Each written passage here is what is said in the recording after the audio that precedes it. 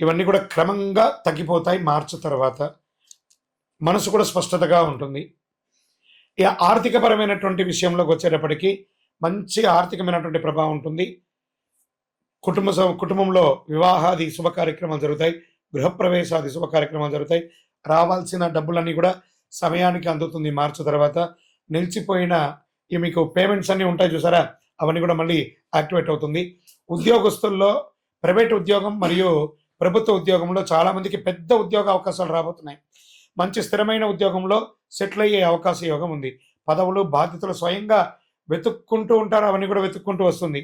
కొంతమందికి వ్యాపార భాగస్వామికి వర్కింగ్ పార్ట్నర్ యోగం కూడా చాలా బాగా కలిసి వస్తుంది.